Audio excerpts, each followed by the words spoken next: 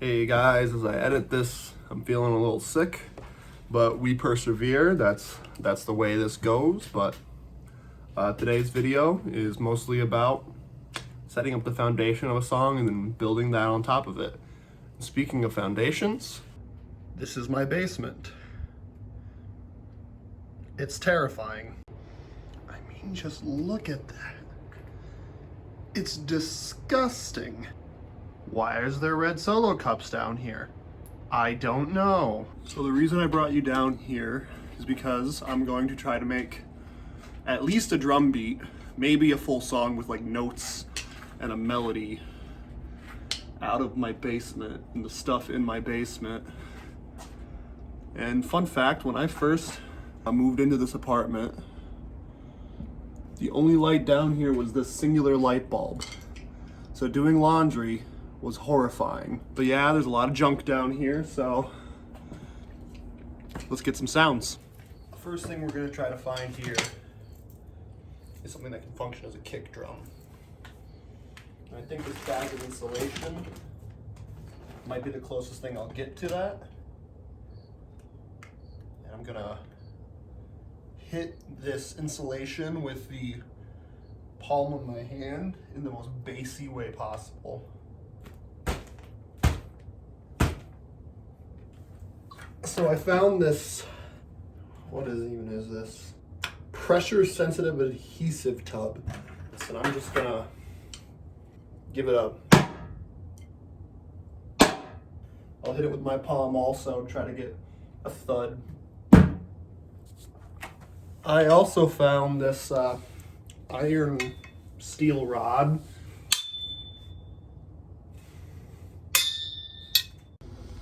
Get some white noise from the washer here. Can't forget all the other noises washing machines make, like, for example, there's also my dryer, which is full of my clothes right now, but closing this would probably make quite a satisfying thud, and I could probably use that to make a snare.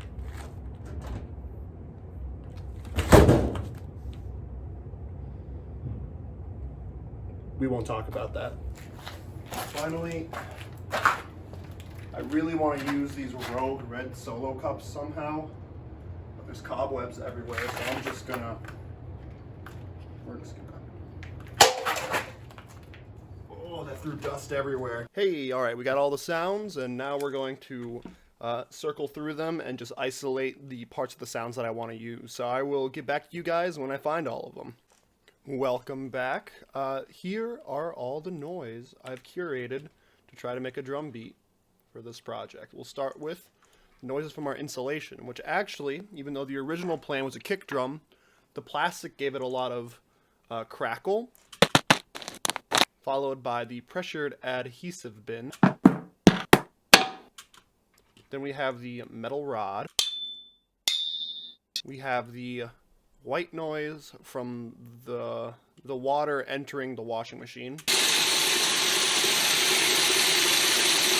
followed by the actual washer dryer sounds, and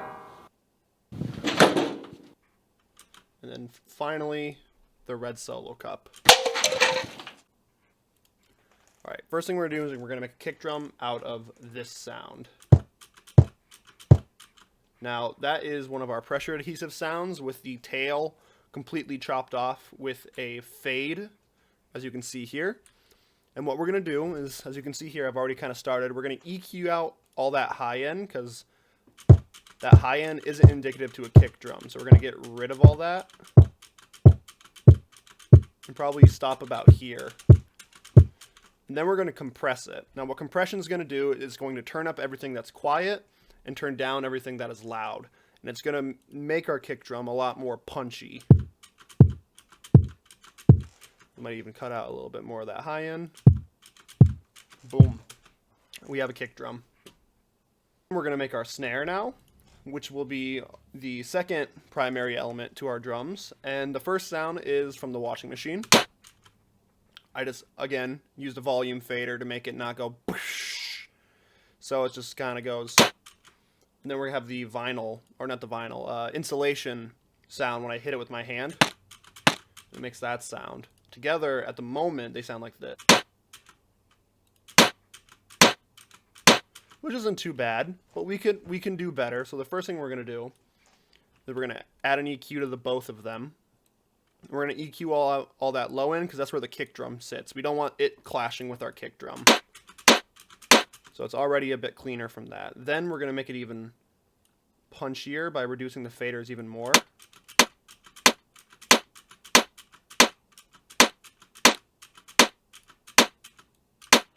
And that washing machine is really loud, so we're going to turn it down. That's better. Then from there, we're going to boost all the frequencies up here. This is what we would call air. All right, that's pretty good. And then we're going to do the same trick we did with the kick drum. We're going to heavily compress this.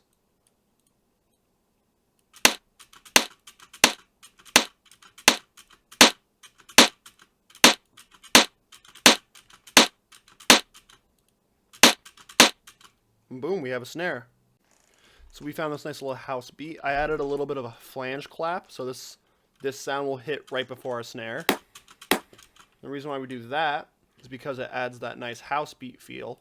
And if you're wondering why I chose to make a house beat, it's because this is the foundation of a house. Yes, it's a pun. Deal with it. So something really important to house music is this ducking white noise sound in the background, and we're going to use our water for that. And basically, what ducking is, also known as sidechain, is this really common tactic that you've probably never recognized before, that when the kick drum hits, everything else turns down for a moment. And what this does is it makes a lot of room for the kick to punch through. So if we sidechain this to our kick and increase the threshold by a lot and have a pretty fast release time, you can get this kind of sound. Context of the song.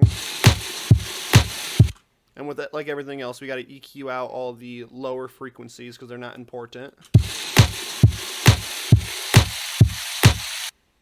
And then we turn it down even more, I think. There we go. And now everyone likes to beatbox the house song, the and what we're missing right now is that hi-hat sound that happens between each kick drum and each snare. So what we're going to do is we're going to make that with probably, I think, our dryer sound. And I know what you're thinking, that doesn't sound like a tss. Well, we can pretty much make any sound a tss if it has this kind of general shape to it. So first things first, a volume fader. Then we're going to EQ it, and now we're going to have a really, really aggressive EQ. We're going to cut out so much low end. Then we're going to increase the volume fader a bit.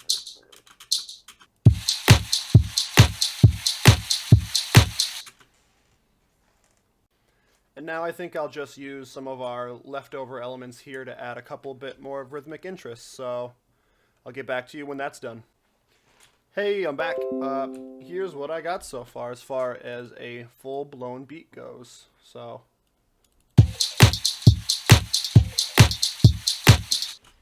I think I'll record some bass guitar on top of that and maybe make a couple other sounds. But yeah, I hope you guys enjoy The Underground.